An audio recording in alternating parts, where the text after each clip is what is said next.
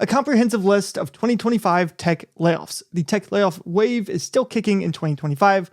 Last year saw more than 150,000 job cuts across 549 companies, according to independent layoff tracker layoffs.fyi, which we will look at in a moment.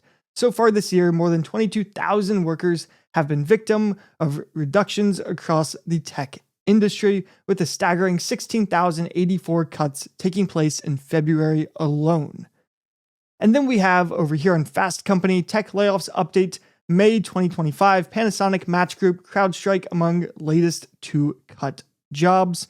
And if we keep going, there's another article, 52,000 tech industry workers laid off in 2025 so far. Just 4 months into 2025, the year's already shaping up to outpace the already devastating for tech industry workers 2024, with the total number of layoffs worldwide recently surpassing the alarming milestone of 50,000 job cuts. Okay, so I'm not sure that this part of it outpacing 2024 is necessarily accurate, but let's look at a little bit of data and talk about where this is all going, and is the tech job market ever going to actually recover? So first of all, I want to look at TrueUp. This is the number of open tech jobs. We've looked at this before, and we can see in 2022, there was this peak in April of nearly 500,000 open jobs in tech. This was sort of the peak of this hiring frenzy where it seemed like everybody was just infinitely hiring and it was super, super easy to get jobs. Then down in 2023, we saw the bottom of about 160,000 open jobs. So this was down well more than half, right? From almost 500,000 to 160,000. We have seen a recovery since then, so it's been kind of slow, and we can see certain months tend to have more recovery. So like January is when a lot of companies open headcount, so it just kind of makes sense that there's little bumps there. But we are up to about just shy of 250,000, 237,000 open jobs as of recording this video. And we can see this is up 45% from the low, but down 50% from the peak. So will we ever get back to this peak? I don't know. I think it's unlikely, to be honest. I think this was sort of the result of extreme world events, things like COVID, things like 0% interest rates, all of these things that sort of resulted in a ton of tech hiring. And I think where we're at now might not be the full recovery, right? Like it seems like we're still increasing, and maybe potentially with things like AI, we could create so many more jobs that this increases a lot more. I don't know if that's going to be the case, but it is sort of one possible outcome to look at. But will we ever be all the way back up here? I'm not sure, but I think the likely answer is probably not, and definitely not in the short term. Okay, let's also look at the layoff data. So this is the data that those sites were using. 52,340 tech employees laid off, 123 tech companies with layoffs, and this is in 2025. And if we look at 2024, we can see it's about triple for the number of layoffs. Granted, we're still in May, so we're 5 out of 12 months of the way through. And that was across 551 tech companies. So again, 2025, 123 tech companies, 52,000 employees laid off. So I think we're actually on pace to be slightly below what we saw in 2024, if not around the same. And the number of companies seems like it's on pace to be a decent bit lower. So it seems like the layoffs are bigger, but at less companies. And then we can see in 2023, it was way worse, about 250,000 layoffs at over 1,000 companies. And then 2022 was also about 165,000 employees at over 1,000 companies. So are we as bad as this worst time in 2023? No. Is it as bad as 2024? Also, I think no, but it's closer. So I think we are having less layoffs, but it's not that much less, right? And we can actually see this data if we come down here. We have this tech layoffs since COVID-19, and we can see there's sort of this peak in Q2 of 2020. I think this was sort of the beginning of COVID, and there was a lot of fear, uncertainty, doubt. So a lot of companies were trying to minimize their expenses by minimizing how many employees they had. But then companies started to realize, wait, there's a ton of growth from COVID. Everybody is sort of stuck at home using these websites and apps and all of these things. And there were virtually no layoffs for this entire period. And then there were these big layoffs once we realized that, okay, there was a lot of overhiring. Maybe we don't need all these employees. Maybe this growth isn't sustainable.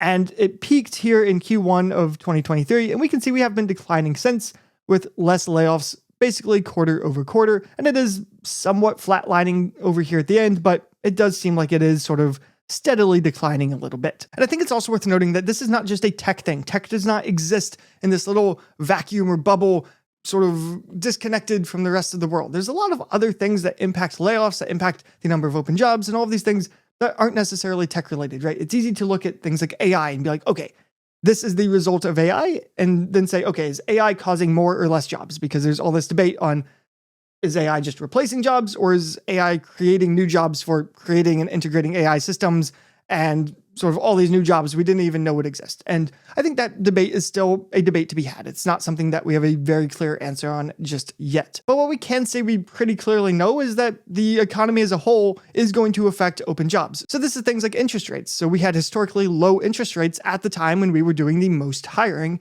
And since then, interest rates have increased, which tends to sort of slow hiring. We also have all of the tariffs in place, and it's not about which side of the aisle you're on. It's not a political statement whether you think tariffs are good or bad. That is a different debate, not for this channel. But the result of tariffs, at least in the short term, tends to be, at minimum, some level of uncertainty and doubt about the economy. And when there's uncertainty and doubt, companies tend to be more risk adverse, meaning they don't want to take risks. And hiring new people is inherently a risk. Hiring people is growth. It's trying to build new things. And oftentimes when there's all this uncertainty about how the overall market is going to perform, companies want to minimize their risk, and they do this by minimizing hiring, and at times even going further and doing layoffs. That's not to say that tariffs and interest rates are completely to blame for the tech layoffs, because that's not the case.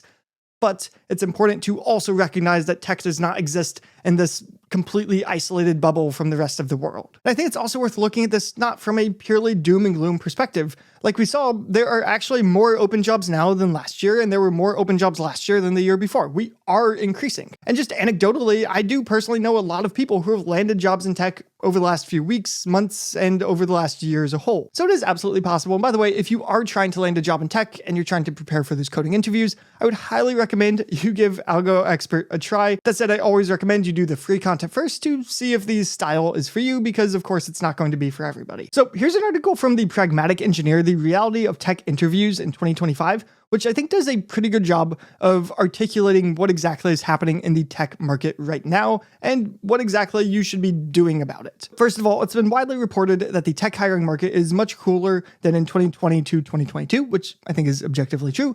And the number of software engineering job openings is down internationally in all major regions, and the number of full remote roles is in steady decline.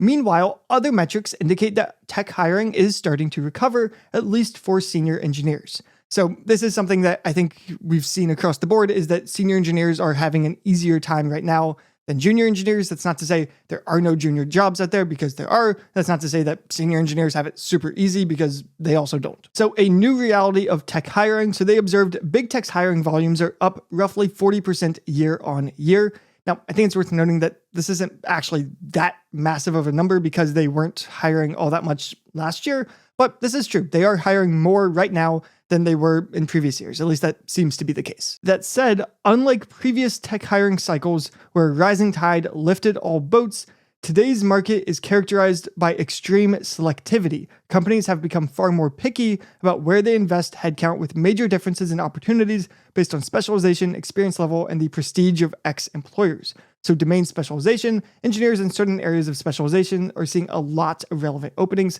such as AI infrastructure, machine learning operations, and generative AI application development. So yeah, this is absolutely true. I think it's to some extent always been true that there have been sort of hot domains, and those hot domains see more open jobs. But right now, it's especially true that AI is just crazy hot, and these AI companies are raising a ton of money, meaning that they can hire a lot of people. So there are just a lot of AI-related job openings, and even non-AI companies are seeing that they need to start doing AI to catch up. And because of that, they're also hiring a lot of these AI people. So this is definitely true, but I don't think it means that, oh, if you are not specialized in one of these areas, you can't find a job, because that's not the case. But it does say engineers in these core domains do see fewer opportunities. So this refers to front-end, back-end, mobile development, and similar areas. So sort of the core software engineering domains that we think of. And I think this is true. But again, it doesn't mean that these jobs don't exist. I personally know people who have landed jobs as front-end developers, as back-end developers, as mobile developers over the last few months and over the last year. So it is absolutely still possible to find jobs in these domains, but of course, there are going to be more jobs for the things that are super hot, like AI. There's also this experience level divide. So junior engineers and new grads face the biggest challenge. And this is definitely true. I remember when I graduated college, and granted, I went to a sort of target school, as they call it. So a very good school that had a lot of recruiting. But I remember graduating, and it seemed like the norm was that basically everybody graduated with an offer in hand, and a lot of people graduated with 2, 3, 4, 5 job offers in hand, and really weren't stressed at all about finding a job after college. And now it seems like the opposite is true. Even sometimes at these target schools, people are graduating without offers in hand and struggling to find that first job. That doesn't mean it's impossible to find a job as a new grad, and I still think a computer science degree makes it easier to find a job than almost any other degree.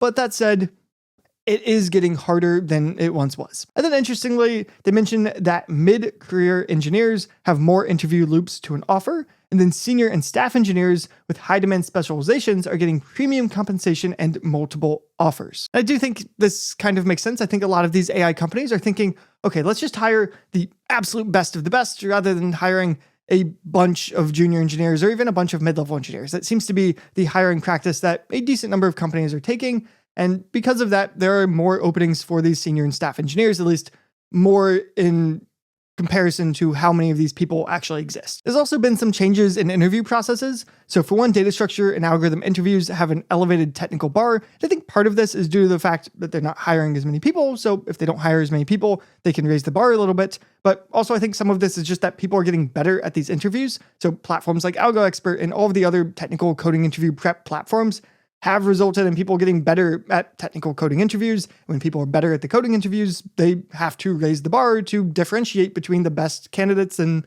sort of the average candidates or whoever they don't want to be hiring. And the same is true for system design. So these interviews, again, have higher expectations. And part of this is just due to the fact that they might be hiring less people so they can raise the bar. But again, I think a lot of it is just that people are getting better at these interviews. So as such, they had to make the bar a little bit higher. And then it mentions down leveling, which is definitely a thing that happens. And it has been happening for a long time. There are some companies sort of notorious for this, that they hire somebody who was previously a senior engineer and they make them a mid-level engineer. This allows them to get somebody with more experience for less pay.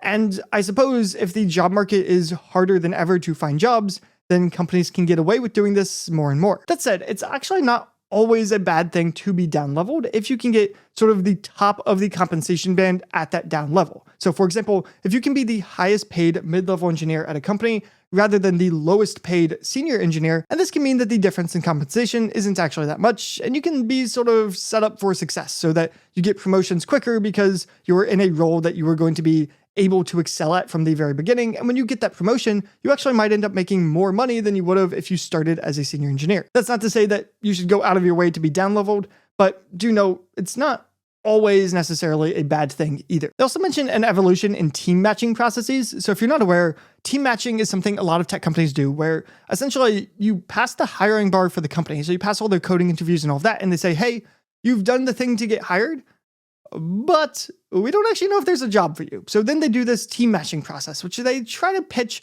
as like, we want to find the perfect role for you at the company, where you're sort of talking to different managers and figuring out what team you could actually join. And then once you do find that team, you get the offer. But as it mentions here, this is increasingly being used sort of as an additional filter, where a lot of people pass the hiring bar, then they're told, hey, we don't actually have a job for you yet, so we'll try to figure out where to put you. And then they never find that job and they never actually get the offer. So it's sort of almost like an additional interview, which I don't think is how it was ever intended to be. Also wanted to look at some interesting takeaways they have here. So a tighter job market was predicted due to the end of zero interest rates. We talked about that, and it is something that has happened.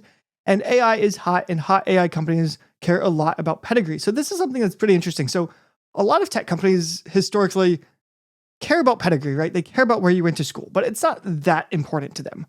Versus it seems like these AI companies care a lot more about this. They care about where you went to school. They care about where you previously worked. They care about if you have things like master's degrees and PhDs, which again, all of these things helped in hiring before, but these companies are being so selective, and they're saying, hey, we have tens of millions, hundreds of millions of dollars.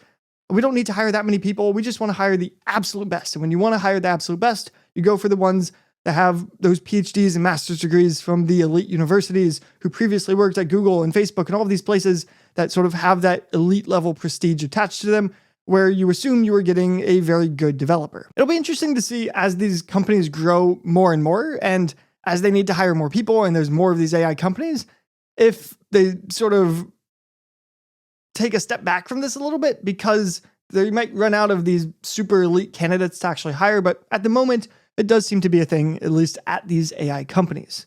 And then it also mentions that getting a job takes more time investment, which I think is also true. Because there's more competition, you have to work more on your resume. You have to work more on your projects and more on gaining previous experience, whether it be through internships or through teaching or through open source or just through projects. You have to work more on these things, and you have to work more on coding interviews to get better and better at them than you ever had to before. And you probably also have to work more on the actual job applications to apply to more companies than you had to in the past, because again, your odds of getting a job are lower, so you have to do more applications. And at times, it can almost feel like a full-time job trying to get a job in tech, which is not great. I don't love that that is the case, but ultimately that is sort of where we're at right now. And as a result of all of these things, expectations are going up, and they claim here that they will keep rising. I don't know that this is true. I think there's a good chance that this is true, but regardless, expectations have gone up, the hiring bars have gone up, and sort of everything has gotten more difficult, at least than it was at the peak of the market back in like 2022. That said, with proper preparation, it is still absolutely possible to land a job in tech. And if you're curious how I would go about studying for coding interviews, you should watch this video next.